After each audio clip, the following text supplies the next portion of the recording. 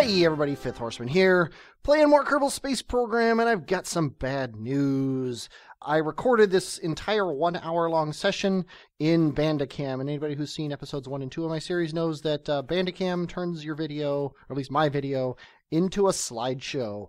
So while the first couple minutes here plays a minute and a half, I'm going to explain to you what I'm going to do. I'm going to take the video that it made and turned into a slideshow, and I'm going to turn it into an actual slideshow that's just going to take a couple minutes to get through to show you what I did.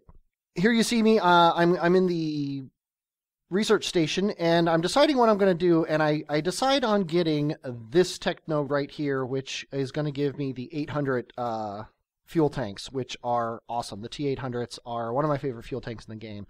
It's twice as much fuel as we have in any fuel tank currently, and it's going to net me a ton of part cost savings. So I end up buying that. And then now, that's the last thing you're going to see this video, and we're going to switch to the slideshow now. Okay, here's the ship that I ended up using. If you look, it's got 5 of those tanks that I just unlocked at the bottom. You can't quite see it, but you see how it has 2 rockets at the bottom. There's the two of the tanks that are forward and back from your perspective here don't have rockets at the bottom. All they're doing is supplying fuel to the ones that have rockets at the bottom. And then these are on decouplers, and then they're going to get kicked off as they run out of fuel. So here's the launch. It was pretty uneventful. You see me watching the fuel go down as it goes up, and then here I am doing my gravity turn. You see that I'm burning through the fuel fairly quickly. The getting into orbit ended up taking a fairly long time because this middle engine, while it's a powerhouse as far as Delta V is concerned, it doesn't have that much thrust, and getting into a Kerbal orbit, I don't suggest you try it, but it did the job.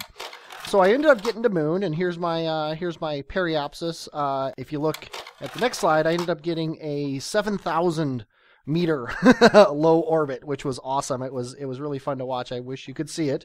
But here I am going over, and then there's my lander, my Highlands lander that I missed finding the arch with before. But during this orbit, I had figured out where the arch was. And there it is. And that's also a good picture of my lander. If you notice, I forgot to describe the lander in the first slide. It's got 2 heads, and the one on the right here, the bottom right, I'm going to drop off. This is the plan. When I get to the arch, I was going to drop that off, and then use the main lander, which has the head in the center of it, to get into the crater that's directly below this, to the south of this arch, which was the original destination of what is now the Highlands lander.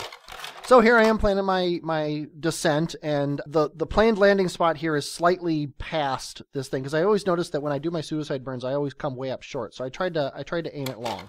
As it was, though, I ended up coming up short anyway. You can see the arch is tiny. It's just on the horizon, under the 1's digit of the odometer there, or the altimeter, I guess it would be.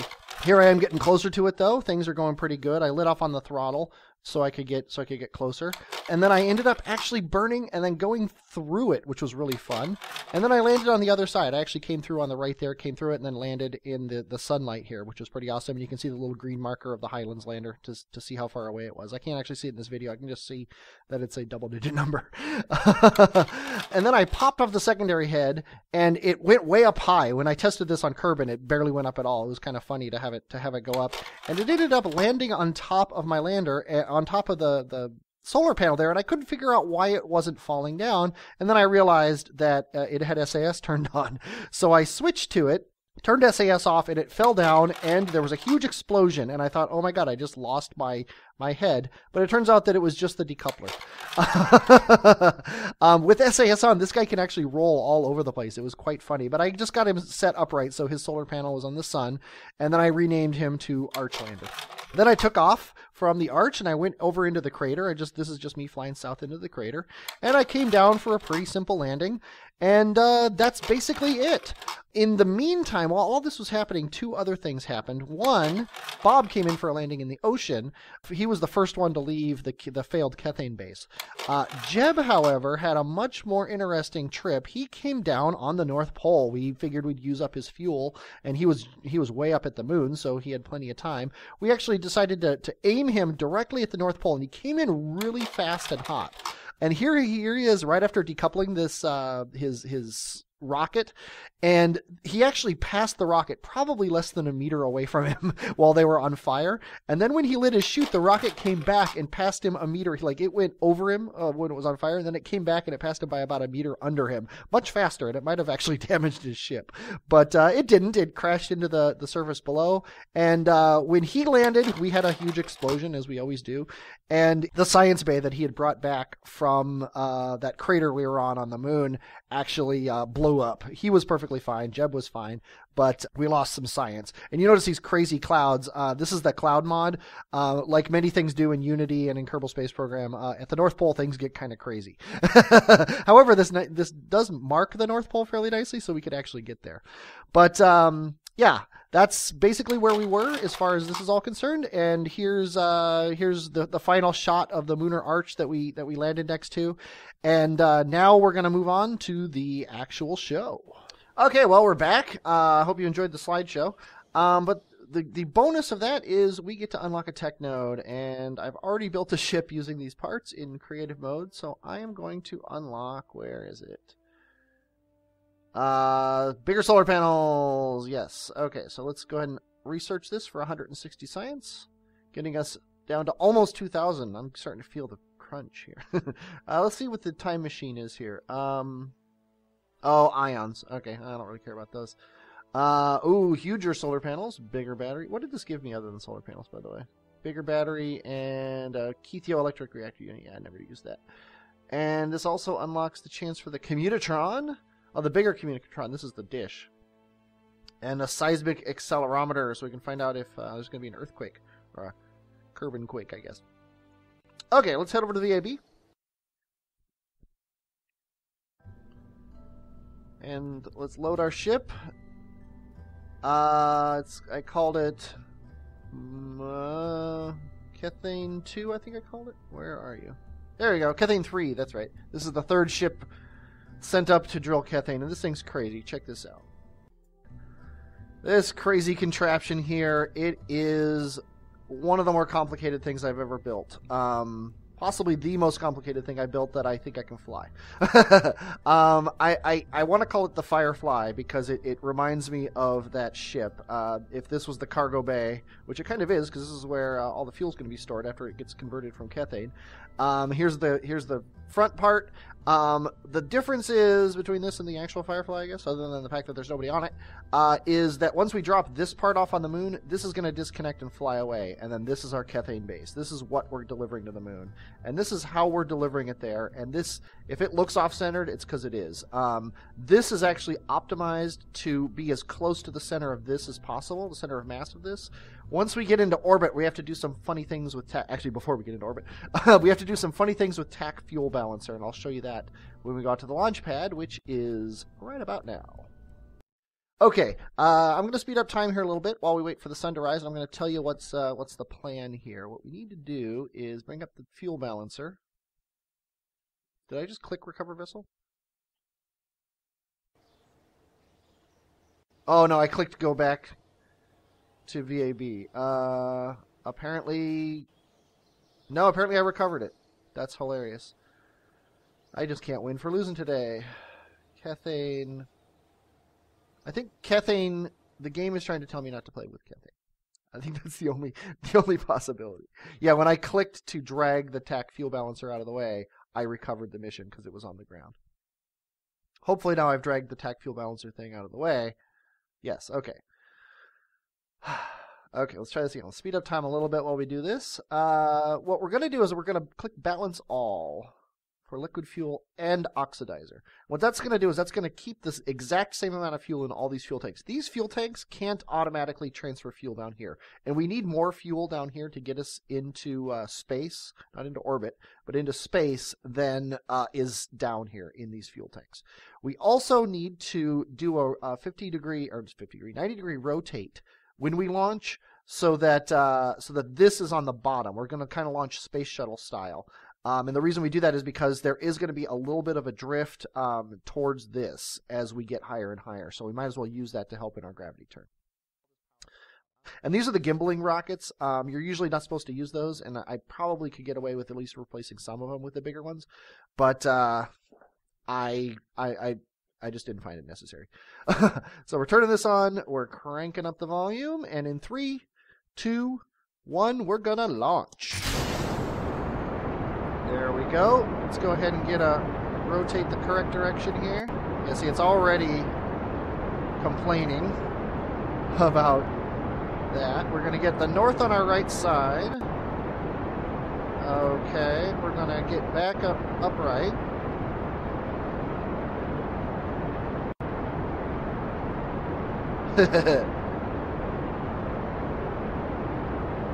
And the rocket is loud in my ear. I will fix it for you guys, but for me, I have to crank this down. There we go. Now I won't be yelling over the rocket sound.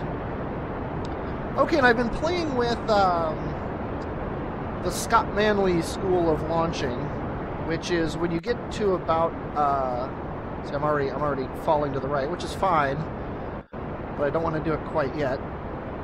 And I'm also dragging my solid rocket boosters, which is awesome, although I think they just finished. Basically, start your turn at 5 and be fairly gradual.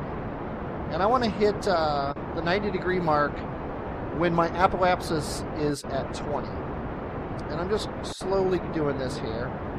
This is a more efficient takeoff than turning 45 degrees at 10K, which is what most people do. It's really not that much of a difference. It's only a couple hundred delta V.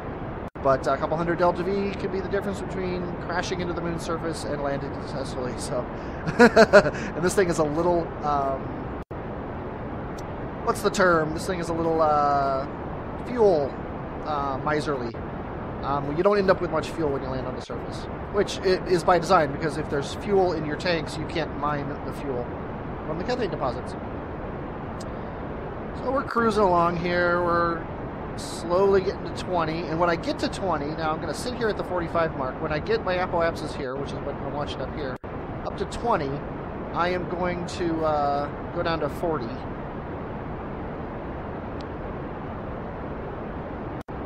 And there we go. And then now when I get to 25, I'm going to go to 35.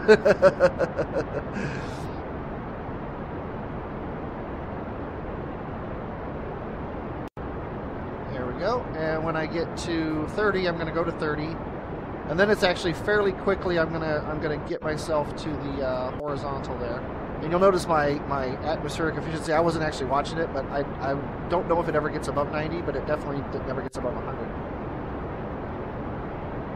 Okay, now I'm going to just keep it somewhat centered on this thing here while we go. Okay, I'm going to tell you. Usually I don't like to do too much on these things with the rockets before I film, but this one was so complex that I actually took it all the way to the moon and got it into a stable moon orbit just to make sure that it had the delta V to land, because this thing is so technically challenging that I didn't want you to see, and it took hours and hours of iterative design changes and things like that, so nobody wants to see that.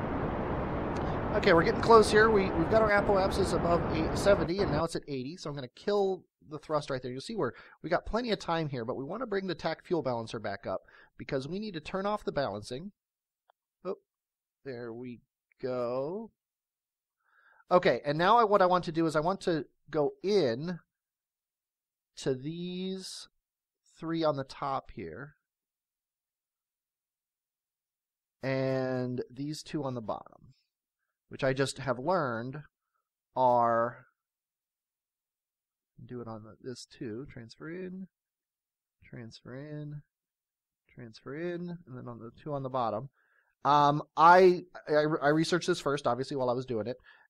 These are all in the second stage. You notice these ones up here are in the second stage as well. And this one's actually the top one. So once this fuel gets all transferred up into here, and it's draining out of these bottom fuel tanks. Once it does get drained completely out of the bottom fuel tanks, and we're all done balancing our fuel here, which we are now, and make sure that's oxidizer, which we started second on. So we're good. We are going to stage.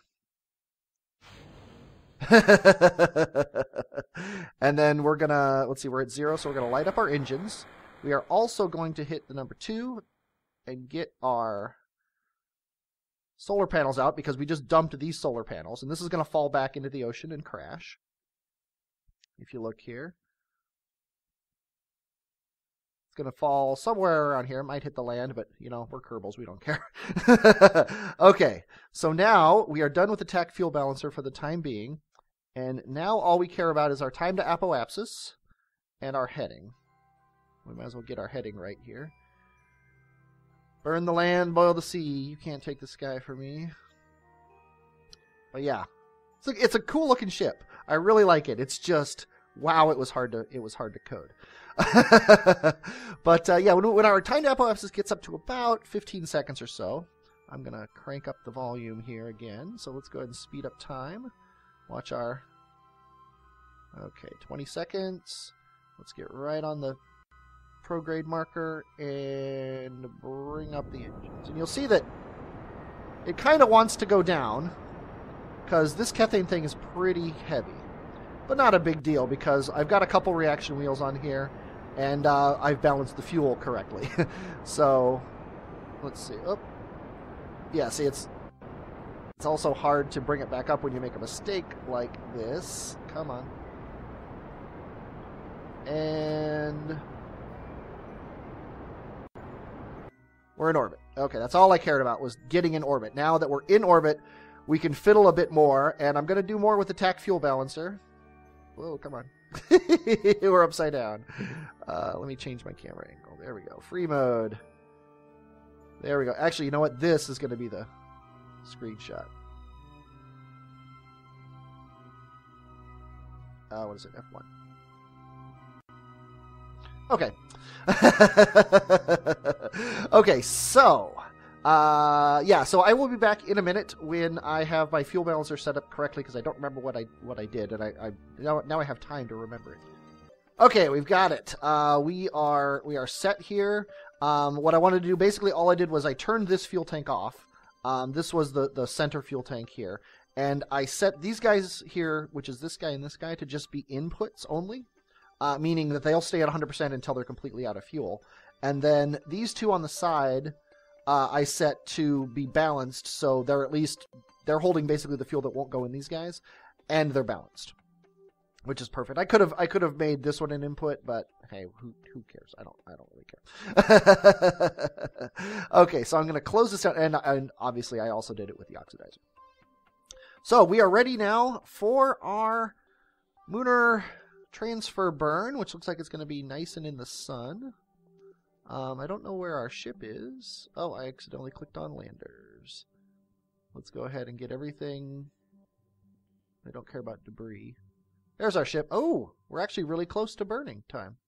Let's go ahead and plan this really quick. That's convenient. Do we have time? Whoops. Let's get up to apoapsis. Yeah, I think we just need to burn right now. Screw a maneuver node. Let's get prograde. I want to delete this maneuver node. Let's get prograde and just go. Although the moon hasn't risen. Although I'm not at 100,000.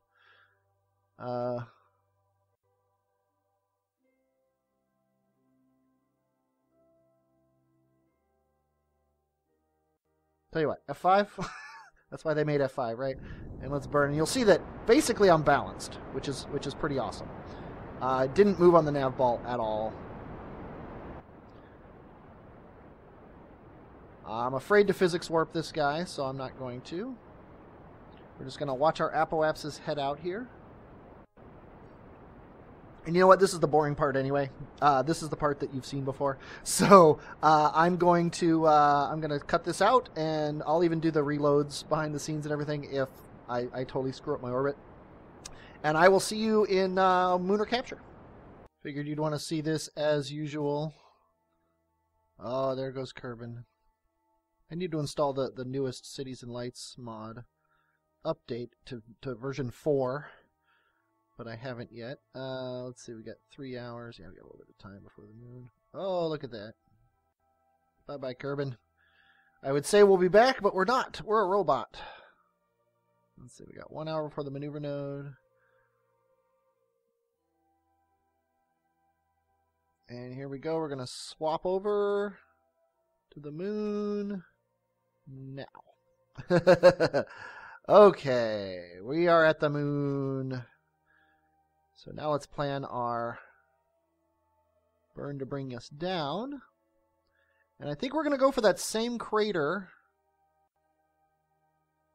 that everyone else is using. However, I think it's over here. Let's turn on the grid, so it's going to take a while. Yeah, this is the... Here's where we were drilling. If we show the flag here, because I left the flag up, at least I thought I did. No, here it is. Here's the Farside lander. Actual Kethane base.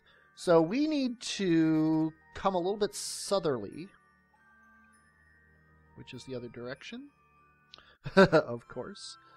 Need to come a little bit southerly, which will bring our orbit a little northerly, I believe.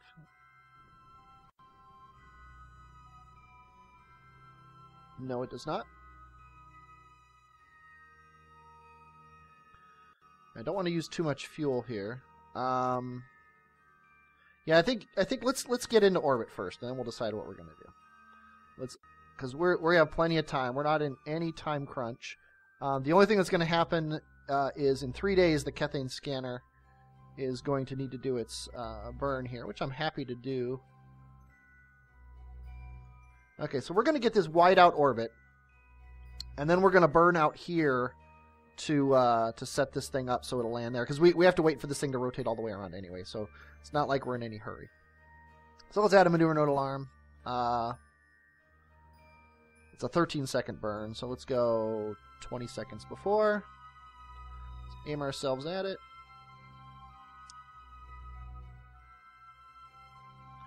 And here you'll see that if we turn off the surface display, because we don't care about that anymore, it says we have 41.5 seconds. However, if you look in the fuel balancer, we've got 2 tanks with that amount of fuel in it, so we actually have closer to 1 minute and 20, which is far more meters per second than we ever need to land on the moon. So, let's go ahead and watch our approach here.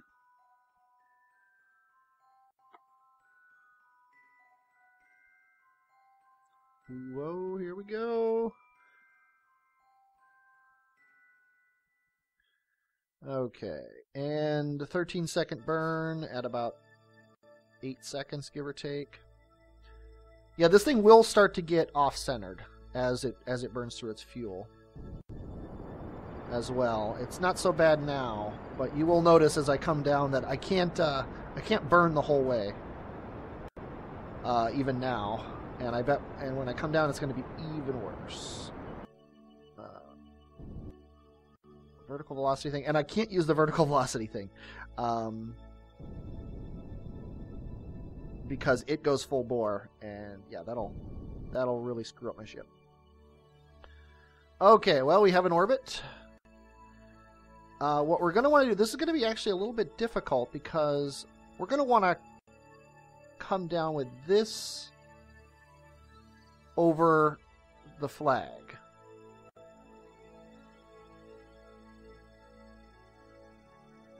Which, if we burn up here at our apoapsis,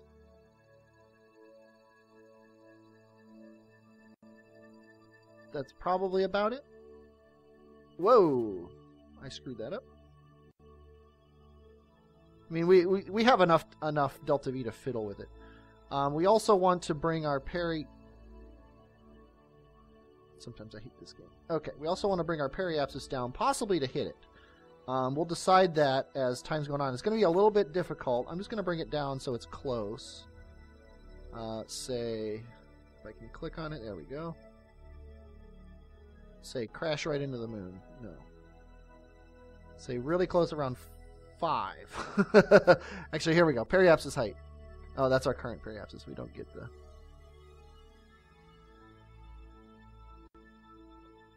There we go. Let's, prograde, we want to go negative on the prograde. 15, 9. I think that's fine, but we'll go. Yeah, these don't matter because I'm never going to get it like this. So that's the burn I want to do, though. Give or take.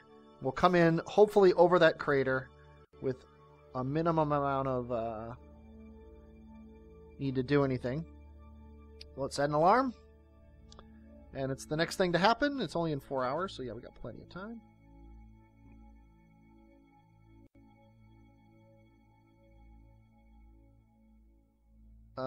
Am I out there?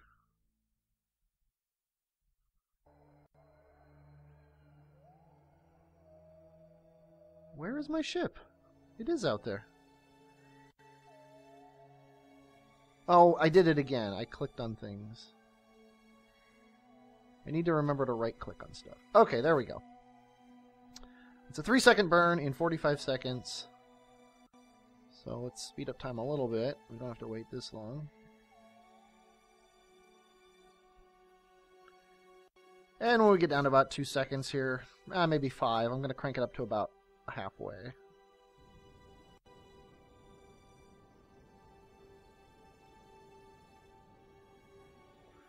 Okay, and let's check our actual periapsis. 8. 8 is fine. Not super happy about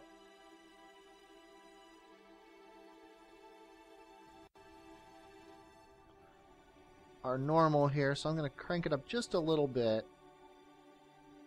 And it looks like it took us about to here to get out. It looks like we're gonna have to burn here to lower our orbit. But let's speed up time a little bit and see what things look like as we go slow and the moon rotates under us. Well, yeah, we're gonna have to do a slow down burn here. So let's just set this. See roughly how long it's gonna take. 12 seconds. Okay, let's get ourselves aimed in the right direction. And let's add a maneuver node 20 seconds before. Now we're just going to delete this because we don't care about it anymore. This should be fun. Whoa! Crazy time.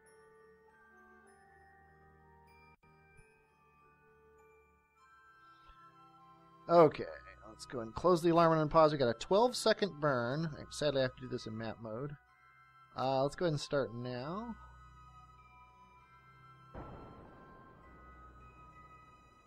We want to get our apoapsis down to about 8,000 or so.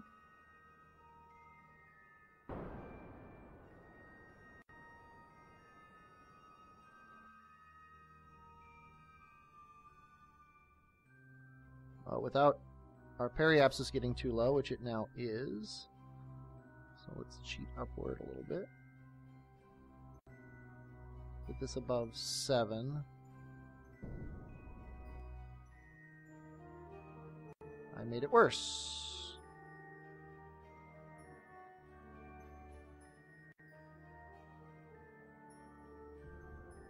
Okay. That's fine. That's fine, because we're going to be landing here anyway. Okay, and let's see. When we are normal to this, which is at our apoapsis, we're going to turn off the Kethane grid because it's annoying. Then we are going to actually get above this guy. There we go.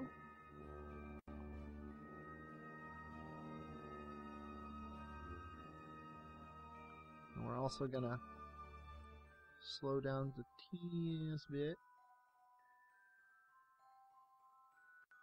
There we go. I'm going to follow this maneuver node pretty strongly here. It's a 4-second burn. So let's go 10 seconds before. And it's in 9 minutes, so even though we can only go 10 times speed, I think I'm just going to let it go, but I won't make you watch this. Oh, I just realized we can't do this.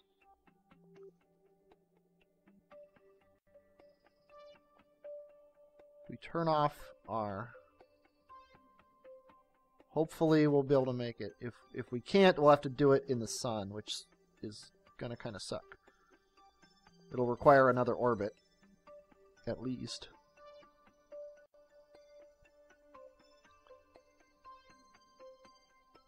I might, when we get down to about half, just go anyway. Oh, but I just realized these fuel things don't take. Yeah, these fuel things do not use energy. So yeah, we're gonna have to scrub this maneuver node and do it out here where we're in the sun.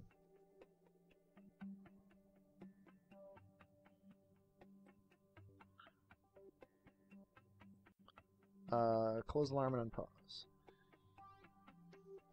Oh, and I restored the maneuver node. Oh, that sucks. Okay, let's do this again. Get this guy up. Oop. Get this guy up here. Okay, that's good. Slightly bigger apoapsis. Not a huge deal, but I'm going to bring it back in. Oops.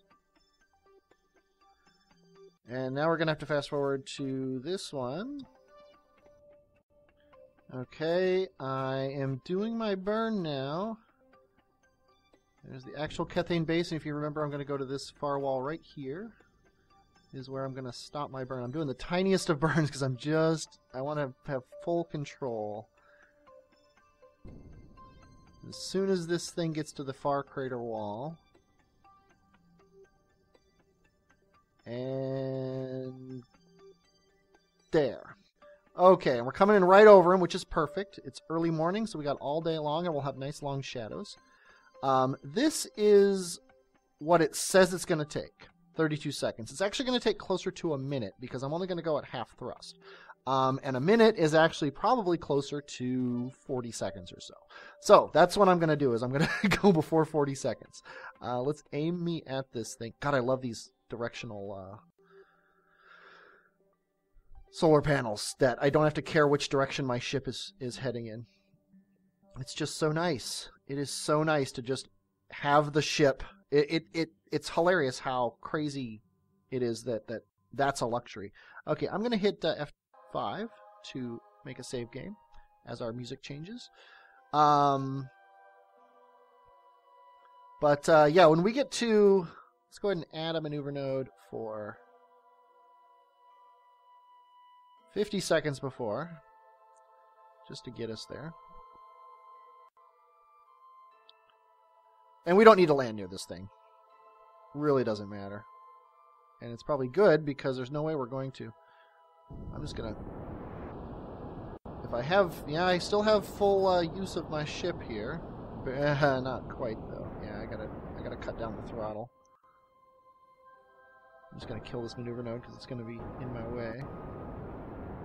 Yeah, see, it's... The ship is fighting me upward. Now, this was a terrible... Actually, I might want to try in this,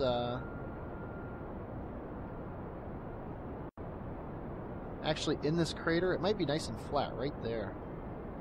I'm basically over it.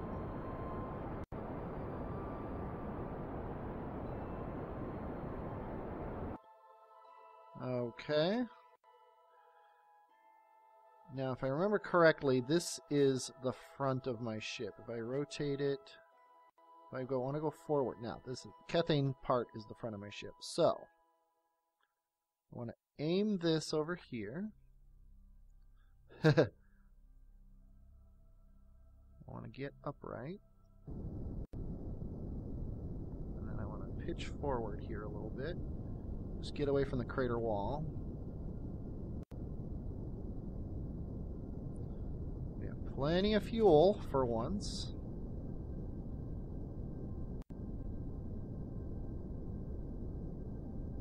The sun's over there, so my shadow's gonna be over there. This actually looks like a really good spot, so I'm gonna kill my velocity here. We have a couple chances. We should probably put the gear down too. What do you say about that? And the gear, by the way, doesn't actually hold it up; it just holds it steady.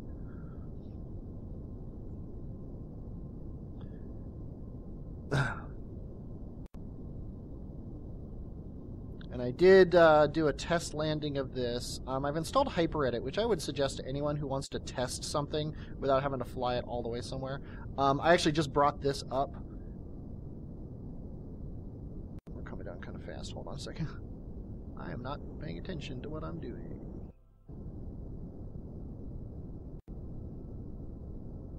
Where's my shadow? Yeah, anybody who wants to test something to see how well it's going to perform without having to launch the thing all the way up.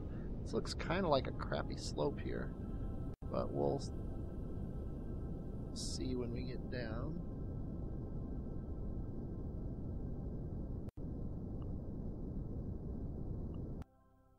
Okay, doesn't look too bad. Doesn't look too bad. And I don't think we broke anything. We did not. Now for the moment of truth. Quick save. One should bring these things out. Did I forget to set that up? Maybe 3 does it? There we go. 3 did it.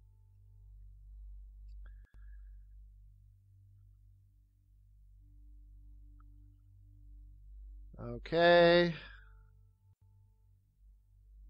Our Kethane tank is yet to fill. This is... Oh, there we go. You were scaring me there. Okay. This thing should start to fill up with fuel when I activate these two.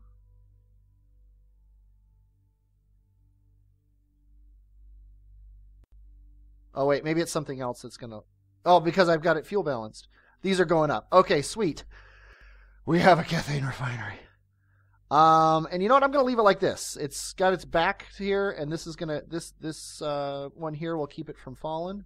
Let's go ahead and hit T to turn off that. Ooh. That'll be a little bit better when we do that. Okay, I'm going to turn off the transfer ins to these guys for oxidizer and for liquid fuel. And actually, I'm going to turn off the balancers for these guys. Although when I leave this thing, these all turn off anyway. Like when it unloads, these don't get remembered. I found out the hard way. Okay, now that these are gone, I am going to empty this thing completely. Actually, you know what? Yeah, I'm going to empty it completely. And then I'm going to give him a tiny little bit of fuel and oxidizer. Just enough to get away. Now, I'm going to make sure we're controlling from here. We're going to hit F5 again.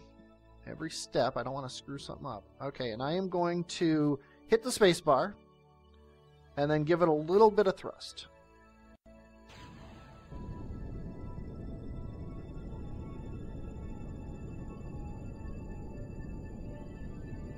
And he has no electric charge, so he's dead. Bye-bye, Kethane base. Yeah, but he has so little fuel that he's just going to come down and crash. As soon as he... There we go. Let's speed up. Oh. Let's go do physics work. There we go. We're going up. We're coming back down. And... Kaboom. Did anything live? Oh, a couple pieces lived.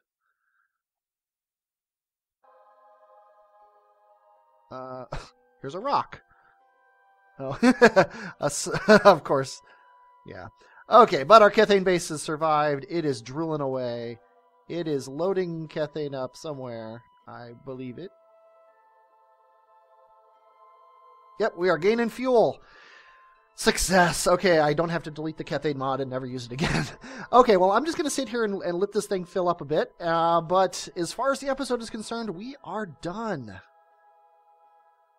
We have a Kethane mining refinery, which is awesome. Okay, I am Fifth Horseman. I am so happy, and I will, as usual, talk at you later.